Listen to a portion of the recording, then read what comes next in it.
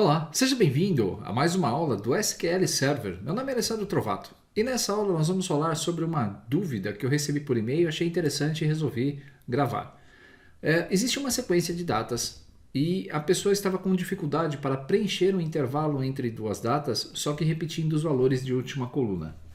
Basicamente, o que a pessoa precisava fazer?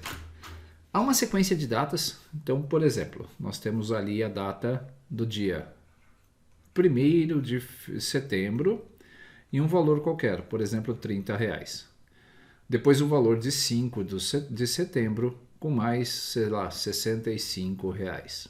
E aí, várias outras datas.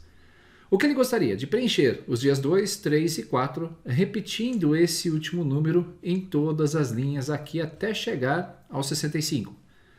O mesmo valor. Depois, no dia 5... caso tenha datas em branco, ele preencher com 65 até a próxima data. Muito bem, para fazer isso, nós temos aí uma instrução no SQL que podemos utilizar. Nós vamos utilizar uma subquery, que é uma consulta dentro de outra consulta do SQL para retornar os dados. Nessa subquery, podemos falar que ela faz parte de um processo de ETL. Você está acostumado a fazer esse tipo de procedimento, por exemplo, lá no Power BI. Então, eu ia escrever outra coisa aqui. Então, Power BI. Você também está acostumado a fazer isso no Excel, mas agora a gente vai fazer isso diretamente no SQL Server. Montando essa estrutura no SQL Server, nós vamos ter que fazer algumas coisas, como, por exemplo, criar uma tabela de calendário, para que eu possa ter todas as datas entre o intervalo que a pessoa estava com dificuldade. E essa aula justamente é para isso. Nós vamos fazer esse tipo de criação. Tem uma tabela aqui chamada tabela cruzada. Então, select asterisco from dbo.tabela cruzada. Essa tabela, ela tem aqui simplesmente algumas datas. Então, 1º de janeiro de 2020, 5 de janeiro de 2020 e 12 de janeiro de 2020. Nós vamos preencher os dias entre o dia 1º e o dia 5, repetindo o valor de 100,32. Depois vamos preencher do dia 5 ao dia 12, colocando R$10 e assim por diante. Para fazer isso, nós vamos precisar de uma tabela adicional. Uma tabela que você conhece como de calendário, lá no Power BI, ou ainda no Excel, se você já montou tabelas de calendário. Nesse caso, a nossa tabela de calendário vai ser criada aqui na própria estrutura. Só que ao invés de fazer essa criação por script, nós vamos clicar com o botão direito aqui em tabelas, nova tabela. E essa tabela só vai ter uma coluna chamada de data do tipo date. Não posso permitir nula. Só isso. Nós vamos fechar. Vamos salvar essa tabela como de calendário. Pronto. D de dimensão, né? Então dimensão calendário. Com a nossa tabela criada, veja que ela está aqui, ela não aparece ainda. Então nós vamos dar um refresh aqui nos nossos dados para que ele possa ser exibido. Vamos atualizar toda a nossa estrutura. Perfeito. Banco de dados, DB Trovato, tabelas, nós vamos encontrar a tabela de calendário. Se nós dermos um select nessa tabela, asterisco from de calendário, ou dbo.de calendário, nós não veremos nenhum tipo de dados, pois ela está zerada ainda. Pois bem, nós vamos fazer então a inserção de dados. Para popular essa tabela, nós vamos utilizar aqui uma rotina. Então, nós vamos popular a tabela de datas. Vamos criar então a nossa estrutura e vamos utilizar aqui uma estrutura de repetição no SQL chamada de while. Se você ainda não conhece as estruturas de repetição ou não conhece o SQL Server, eu tenho um curso no YouTube com mais de 12 horas de conteúdo gratuitos para você. Então tem 12 horas no YouTube. São 41 horas aulas no total. E ainda há no meu portal de cursos o equivalente a mais 3 ou 4 horas de conteúdo adicional em que você vai poder aprender ainda outros recursos que eu não tratei no YouTube. Essas aulas estão lá na Udemy ou no meu portal de cursos. Vamos começar então declarando uma variável e essa variável vai se chamar vCount e ela vai ser igual a 1. Essa variável vai ser a minha controladora do loop, vai ser a minha variável de incremento. Declare @vData início vai ser a minha variável que vai controlar qual é o início de todo o meu processamento. E essa variável aqui, na verdade, eu tenho que definir primeiro que ela é igual a um int. E aqui eu vou colocar que ela é do tipo datetime. Agora sim. Na sequência, nós vamos inicializá-las. Então, set@vCount igual a 1. E nós vamos iniciar também a nossa variável vDataInício com o valor de 1º de janeiro de 2020, que, como você se recorda, é a primeira data da nossa tabela cruzada. Com base nessas informações, nós vamos então criar a rotina que vai fazer vai popular a minha tabela de calendário. Então, while @vCount for menor ou igual a 730. Nesse caso, nós vamos colocar aqui um begin e um end para controle de fluxo. Por que esse 730? Se nós fizermos um select aqui, asterisco ou select 365 dias no ano, vezes 2, nós vamos ter aqui o total de 730 dias. Por isso esse 730. Mas como nós temos um ano bissexto aí pela frente, eu vou colocar 731. A partir desse ponto, nós temos aí a nossa rotina. Se eu não me engano, o ano que vem é um ano bissexto. No begin, o que nós vamos fazer? Eu vou dar aqui um insert into. Nós vamos inserir na nossa tabela criada de calendário. Nós vamos criar então aqui na nossa coluna data. Nós vamos inserir os valores que vão ser passados com a nossa variável vDataInício. Ponto e vírgula. vDataInício, isso mesmo. Então, quando nós começarmos essa nossa rotina, ele vai fazer um insert. Só que para que ele possa incrementar, nós temos que incrementar a nossa variável de controle para não gerar um loop infinito, vCount mais 1, e também temos que fazer aqui o incremento da nossa variável vDataInício. Então, a variável vDataInício vai ser igual a vDataInício mais 1. Nós estamos incrementando a nossa variável vDataInício para que a data seja incrementada a cada insert. Terminando esse while e o end, nós teremos a nossa tabela datas populada. É o que nós vamos fazer agora. Vou selecionar da partir do declare até o end. Vou pressionar a tecla F5 e há um erro aqui em count. Se nós analisarmos a nossa estrutura, lembre-se que toda vez que você declarar uma variável, ela tem que ser exatamente igual em todos os pontos do seu código. Então aqui está certo, aqui está certo, aqui está certo. While for menor ou igual a 731. vCount, ele está dizendo que essa variável aqui, claro, porque eu preciso dar um set antes das nossas variáveis. Fica um tempo sem programar, acabamos esquecendo disso no SQL Server. Agora sim, se eu der um F5, você vai ver que várias linhas foram afetadas. E isso significa que a minha tabela de calendário foi populada. Então, select asterisco from dbo.decalendário. Lembrando que dbo é o esquema do meu banco de dados. F5, já temos aqui a primeira data. E se nós rolarmos isso até o final, vamos ver até 31/12/2021. Se eu não me engano, o bissexto foi o ano 2020, não ano que vem, né? Nós estamos fazendo a partir de 2020, então está corrigida essa informação. Já populamos a nossa tabela de datas, então agora o que eu preciso fazer é programar o nosso evento justamente para criar essa rotina. Vamos dar um select na nossa outra tabela, dbo.select asterisco from dbo.tabela cruzada. F5. Essa nossa tabela então está faltando datas. Para resolver esse problema, nós vamos criar aqui uma subquery. E essa subquery é que vai ser o controle de preenchimento dessas minhas datas intermediárias. Mas antes de fazer a subquery, nós vamos precisar utilizar ou conhecer aqui um outro recurso. Eu estou colocando // de comentário, mas // é do C#. Aqui nós temos uma outra rotina que eu preciso ensinar antes, que é o join de tabela. Como é que eu faria, pelo menos, para preencher essas datas usando a nossa tabela de calendário, mesmo que o valor não se repetisse? Para fazer o join, nós vamos primeiro dar um select, vamos colocar aqui da nossa tabela dbo.tabela cruzada, vamos chamar de TC. Vamos dar aqui um asterisco, ou melhor, vamos buscar aqui o valor dessa data, tc.valor. Legal. Como nós já temos nessa nossa tabela de valor, eu precisaria também agora buscar a minha tabela de datas. Mas para preencher essa faixa de células de datas que está em branco, nós vamos utilizar aqui uma instrução diferente. Deixa eu colocar aqui em ordem, isso. Nós vamos utilizar aqui na nossa query um campo que eu vou colocar de datas, então da nossa de calendário, d.data.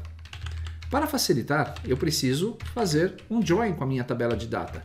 E aí eu vou usar o write join. O write join vai fazer com que a minha tabela dbo.dcalendário sirva de referência para exibir as datas. E eu vou colocar aqui on. Dentro da minha tabela de calendário nós temos um campo chamado data. É igual a tc.data. Nós já fizemos o elo de ligação entre os nossos campos e agora, quando pressionar aqui a tecla F5, você já vai ver que o write join funcionou. Nós temos o dia 1º de janeiro de 2020, depois eu tenho o dia 2 de janeiro de 2020, 3, 4, 5 e aqui eu já consigo visualizar as minhas datas. Então vamos dar aqui um where só para colocar uma cláusula de data final. Where dbo.dcalendário ou melhor, a gente já tem um atributo aqui para ela de apelido, então um alias d.data between. Então eu quero que essa data seja entre o dia 1º de janeiro de 2020 and vamos colocar aqui o dia 31 de janeiro de 2020. Tá bom, porque nossas datas lá da tabela não passam disso. Ponto e vírgula. Selecionando esses dados e pressionando a tecla F5, você vai ver então que agora está tudo certinho. Eu tenho somente até o dia 31 de janeiro, eu não tenho todos os valores da minha tabela. Por que o write join fez isso? Quando nós montamos o nosso select, e você tem lá no curso de SQL Server a estrutura do que é um inner join, um left join e um right join, você viu que essa tabela está dizendo que a tabela principal é a minha tabela da direita, a tabela da esquerda é a primeira. Então eu quero listar todos os dados da tabela, mas eu quero que ele tome como prioridade o argumento a tabela da direita. Então todos os registros da direita serão exibidos e no caso do valor da minha tabela valor, somente aqueles que têm o valor. O restante vai ficar null. Para fazer esse tratamento dos nulls, nós vamos usar uma estrutura chamada case when, onde nós vamos fazer aqui um tratamento dos dados para os valores zerados e é onde entra a nossa subquery.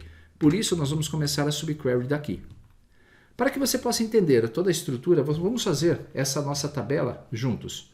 Primeiro passo, nós vamos colocar aqui o nosso select. Deixa eu acessar aqui minha colinha. Perfeito. Eu já fiz essa query antes da aula.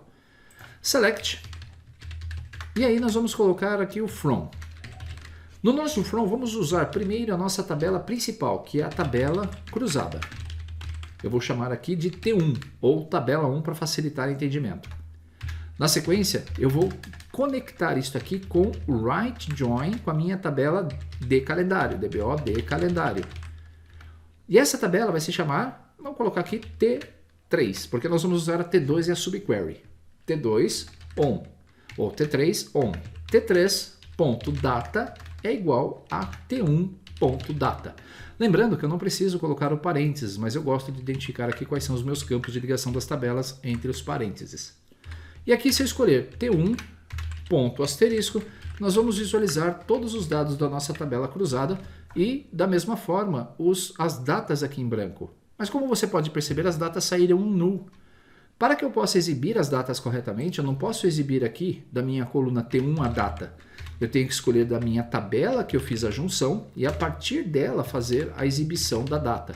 O valor continua vindo da tabela T1. Com esse entendimento já dá para fazer a nossa subquery, pois eu já completei as datas. E quando você tiver uma query muito complexa para fazer, faça justamente isso, faça passo a passo. Vou colocar uma vírgula e agora aqui nós vamos colocar um case para tratar esse campo de valor. Eu vou trazê-lo primeiro, depois a gente vai fazer a eliminação desse campo, pois ele não me atende. Vamos lá. Case when. Nós vamos dizer aqui quando da minha tabela T1 o valor não for em branco, is not null, então ele vai colocar a minha tabela T1.valor. Legal. É como se fosse um C, né, do nosso Excel ou mesmo aqui do if, qualquer outro tratamento. Mas aqui eu tenho uma possibilidade de substituir um campo da minha tabela por outra referência. E aí, nesse caso, nós vamos colocar aqui um else. Eu já tratei a informação quando o valor existir, que é esse caso. Agora, quando não existir, nós vamos colocar um else. E dentro do else existe um select que nós vamos montar e eu vou colocá-lo aqui em letras maiúsculas. Select from, nós vamos colocar aqui as cláusulas principais, where.